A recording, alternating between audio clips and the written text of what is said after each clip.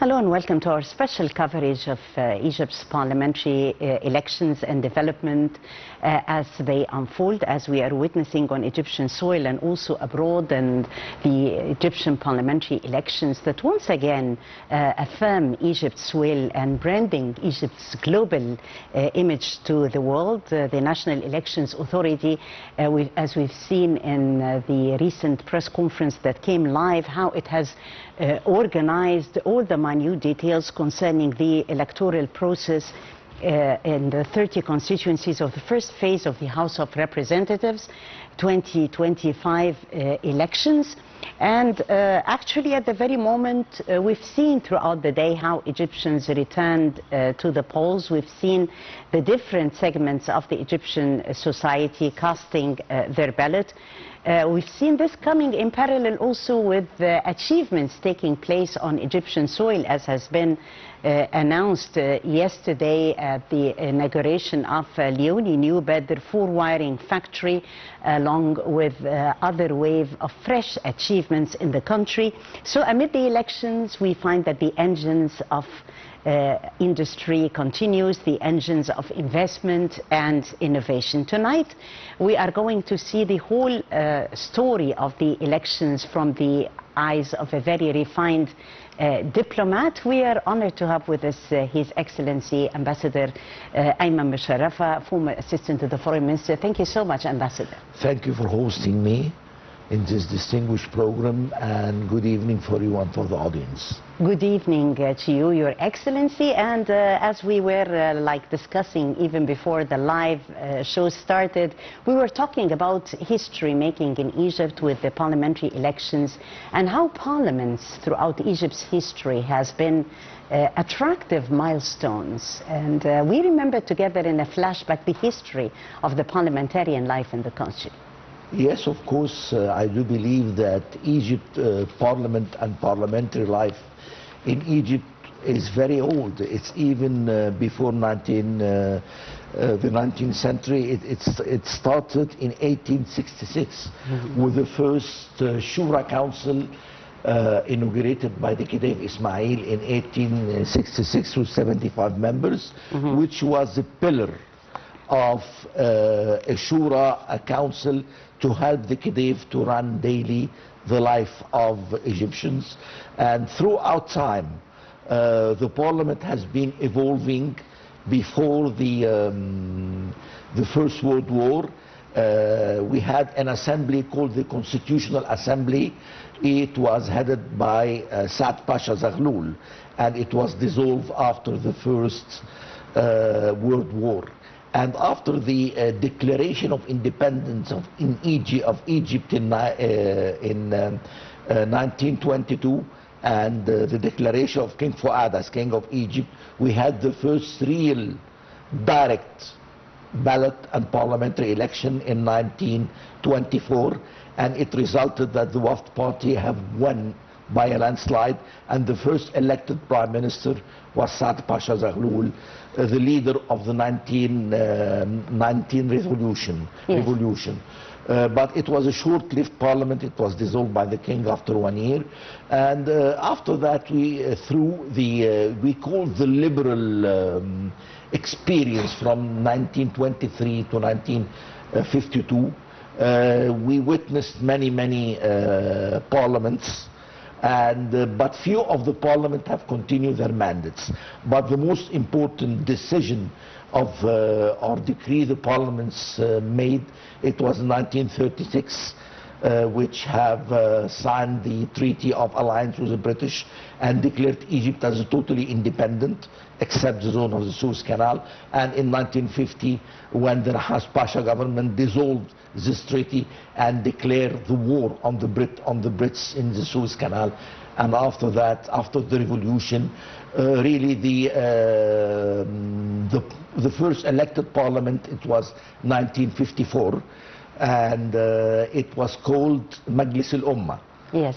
And after that, after the Nasser period, during the time of President Sadat, there is many elections, and they changed the name of the of this constituency called Majlis al-Sha'b, and we have the first real permanent constitution called the Constitution of 1971. Yes, let's take a look here from the eyes of our correspondent on the ground, and she's in Alexandria, yes, the governorate of Alexandria. We have with us our correspondent Lubna Yahya.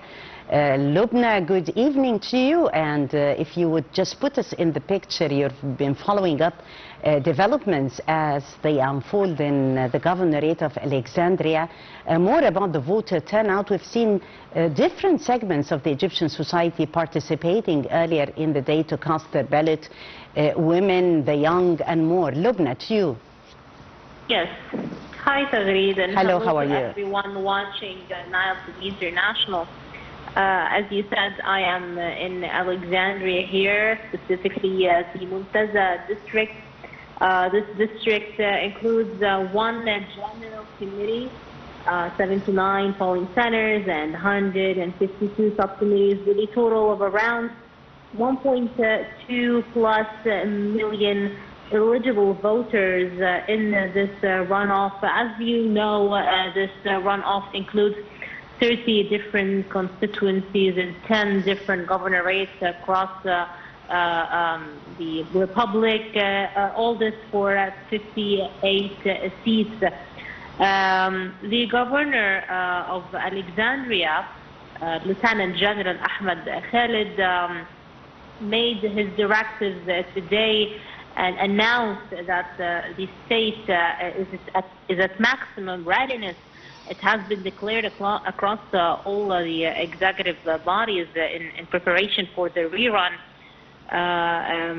This comes to ensure the provision of an appropriate environment that, facilitates the smooth and orderly conduct of the electoral process. And according to this, the Lieutenant General Ahmed Khalid, the governor, instructed the administrations of Al-Muntaza 1st and 2nd districts to work on improving the efficiency of the polling stations.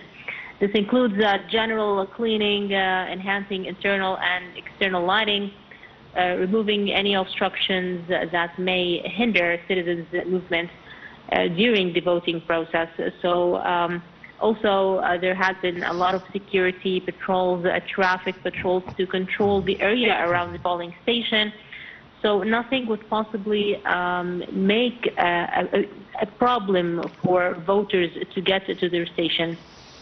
The governor also, Tagreed, announced the formation of 24 operations rooms, and it is connected directly to the central operations room at the Alexandria Governorate headquarters.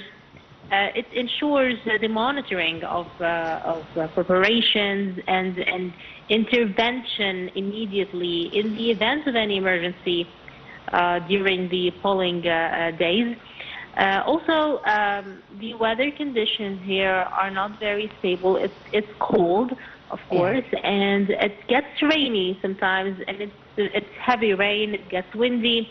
So regarding the power supply security, there had been strict instructions to raise the preparedness level of the electricity company to ensure no power outages occur. Also, the main polling locations are equipped with electric generators in cases of emergency. Also, in cases of emergency, there is a fire truck, an ambulance, besides the security patrols, all located next to the polling station in case of any kind of emergency. Also, for the comfort of voters, especially the elderly and people with disabilities, the governor made sure to instruct that rest areas to be allocated inside the polling stations, in addition to providing wheelchairs, so people with any kind of special needs would participate without any obstacles. So you can say that the city of Alexandria, the second largest city in Egypt, is very well prepared in this runoff.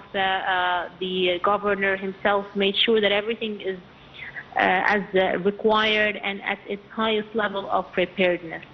Thank you so much, our correspondent from Alexandria, Lubna Yahya, putting us in the picture and providing us with the whole story as developments unfold. As we've seen, Excellency, and as Lubna said, that despite the chilly weather, but still we can see that the citizens, all the members there at the Alexandria Governorate were keen to cast their ballots. And back to our discussion, we're talking diplomacy and the new parliament. How do you see actually this important image of a secure and stable Egypt, branding Egypt globally to the whole world from a diplomatic vision?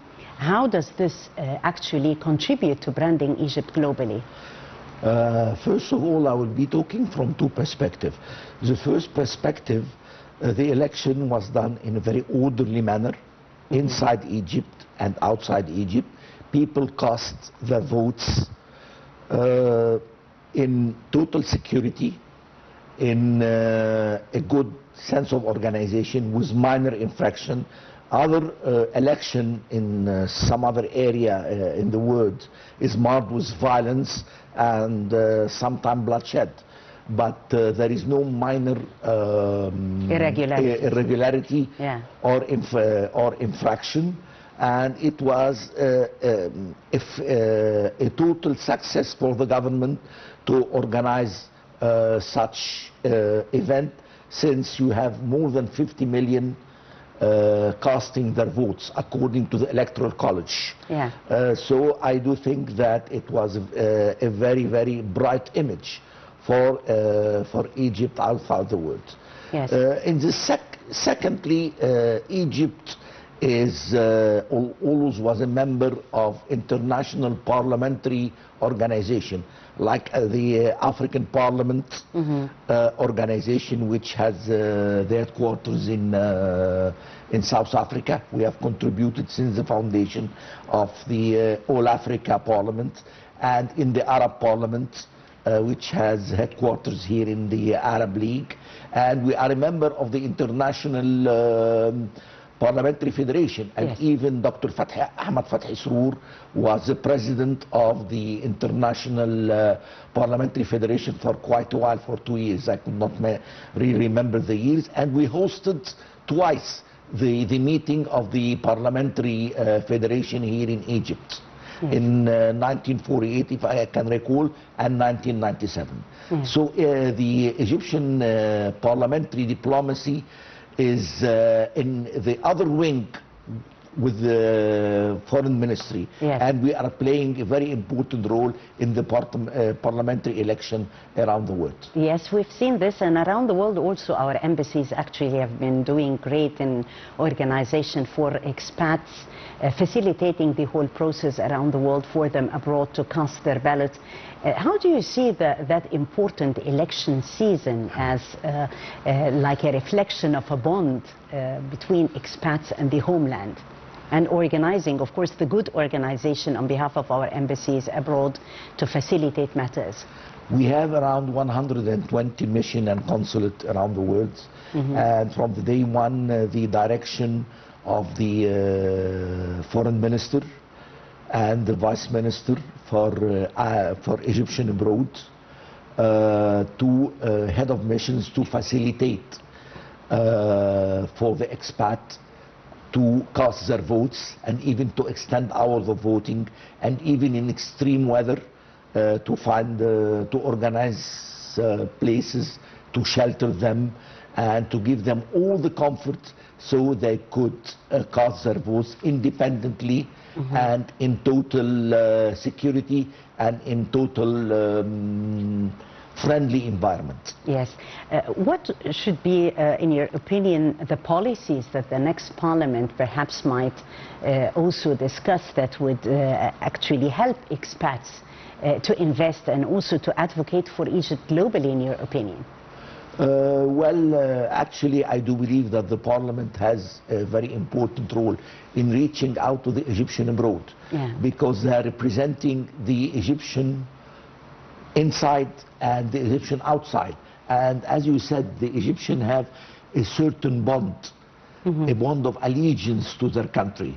Right. The Egyptian is totally different. We are not a very migrating people. Always we have our bond. Even we travel abroad, we have this dream of returning to our country. So you have a lot of expats. They are sending a lot of money. You know, the Egyptian remittance abroad, it's one of the major Egypt income. Yeah. It's they send around 12 billion, if the figure is right, last year. It is even double more than the income of the Suez Canal, because the Egyptian have this bond toward their country, and they want one upon a time to work abroad and to return. So they want to cast their ballot to choose in the front their representative in the parliament. Yes, with a newly elected parliament definitely comes an opportunity of activating, as His Excellency said, what we call parliamentary diplomacy, that is working actually hand in hand and complementing state diplomacy. So how do you see Egypt's foreign relations after we have this secured, the parliament secured, and after branding Egypt globally through a vision of how Egypt is stable and definitely capable of having a transparent and on solid ground parliament? How does it deepen Egypt's foreign relations further in your perspective, Ambassador? Well, we do have the Foreign Committee, the Foreign Relations Committee, both in the Senate and both in the Parliament. They are working hand in hand with the Foreign Ministry, and those parliamentarian delegation, when they go abroad, they are the second line of defense. They are defending the Egyptian cause. Like, for instance, they were from the forefront a defender of the Palestinian cause and the Arab-Israeli conflict. They were they will defend, and they have defended the cause of Egypt in the battle of the Nile water, and other issues like combating terror, like promoting sustainable development, promoting sound policies against in this environmental issue, which have a lot of ramification on Egypt and on Africa. So the Egyptian parliament always is defending the African cause and the Egyptian cause and the Arab cause in international conference, bilaterally or multilaterally. Yes, as Your Excellency has also mentioned, the sense of cooperation between Egypt's parliament and parliaments all over the world, and this is actually very much needed in the coming phase. Cooperation with parliaments in Africa and also in Europe.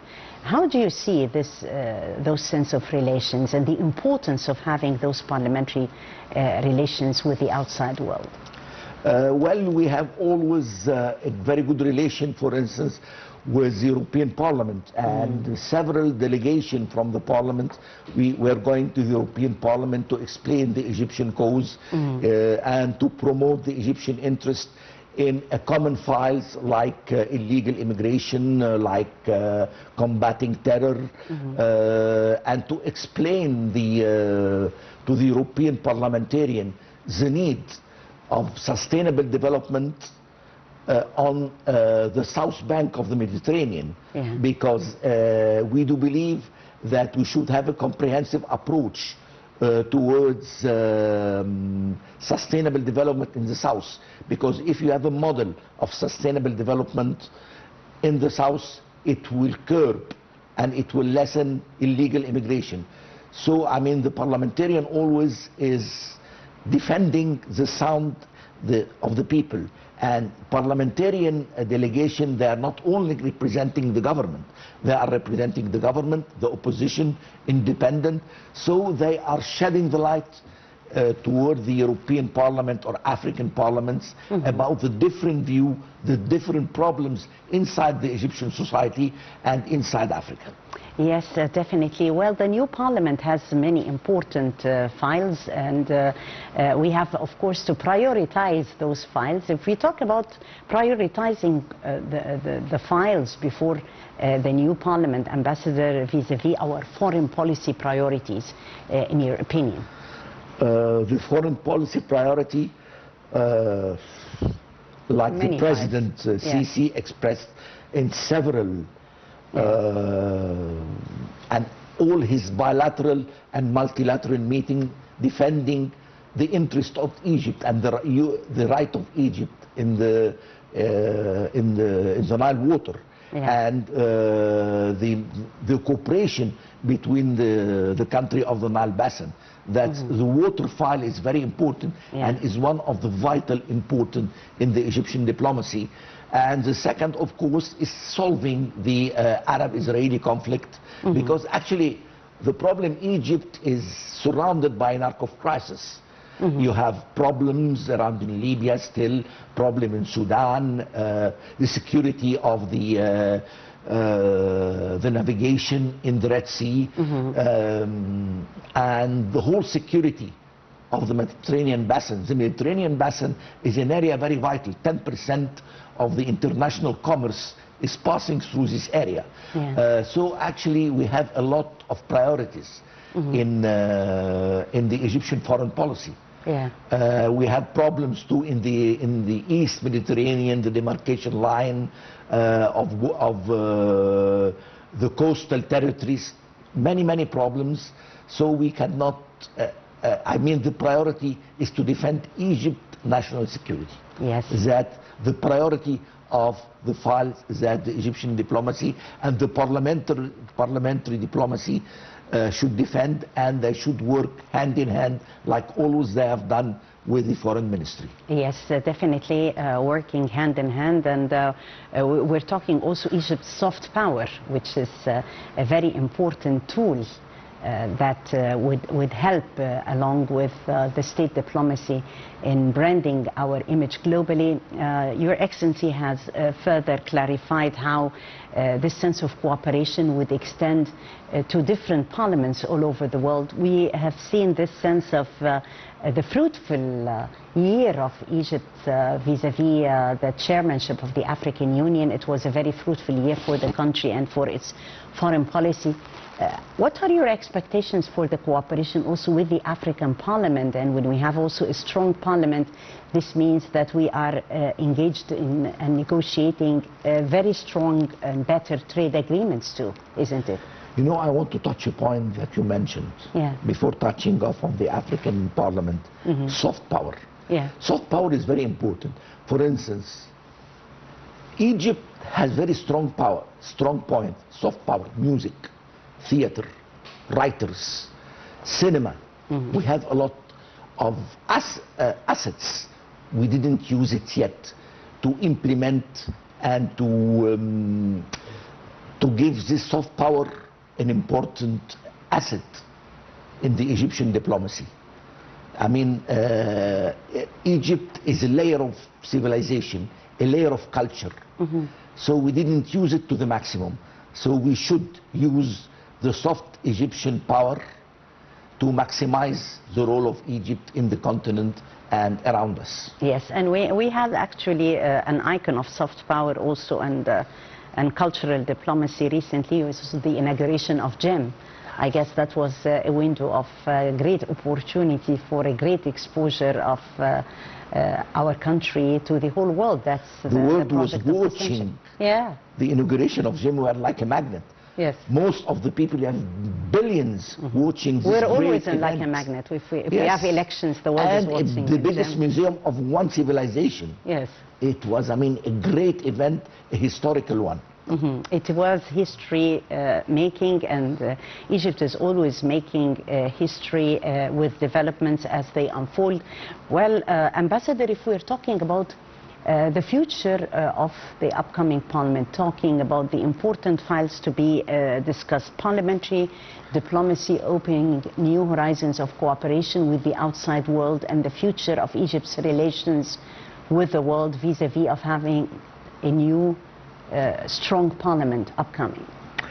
Actually, Egypt has three important circles of diplomacy and important circles which are basing their priority. The first priority is the African circle and the Nile Basin. The second priority is the Arab circle.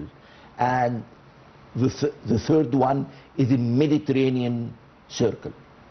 So, I mean, to promote the relation with those three circles are very important, and it should be given the top priority to promote cultural cooperation, economic cooperation, parliamentary cooperation in all fields, because it has an interest and a reflection on the Egyptian stability and the stability of the surrounding area. And we should have a common view of the problem facing our region, like, as I said, illegal immigration, like climate change, like combating terrorism, like making a policy of sustainable development in many areas. Yes. What other doors, Ambassador, do you think the upcoming parliament should knock with parliaments and parliamentarians around the world, in your opinion? I didn't get the question. If we're talking about the upcoming parliament, I was asking in what way do you think it can open up and unlock new doors with other parliaments around the world? I think we should give more importance to Asia. Because Asia, you see the rising tigers, and you have a new rising power, which is China. But I mean, China, we have a very good relation. And the president visited China several times. It was a sign that he has a keen importance and a keen interest to strengthen the bilateral relation with China on all levels. So, I mean, we should add two. We should open the gate to have more interaction with Latin America. Latin America is a very important continent for us. Okay, we have a distance. We should bridge this gap distance and try to have this reapproachment. We have a common culture. We have a common Arab immigrants which have for a long time stayed in Latin America. It could be the spearhead of to re-promote the Arab and the Egyptian culture and other area of cooperation. Yes, in a minute, Ambassador, if you talk about a recap of diplomatic gains of the election season, what would you say? Well, as I said before, the main diplomatic gain, it was done in a very orderly manner, without violence, with minor infraction.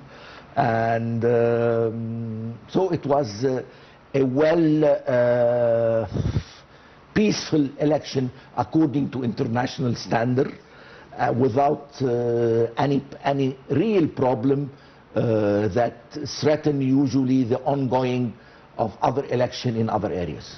Right. Your Excellency, Ambassador Ayman Mosharafa, former assistant to the Foreign Minister, thank you so much for coming to our special coverage of the electoral process today. Always an honor having you. I do appreciate your invitation. Thank you so much, Ambassador. Okay. And we still continue to bring you here on Nile TV International the developments of the electoral process and from the eyes of our correspondents as developments unfold. Many thanks for watching.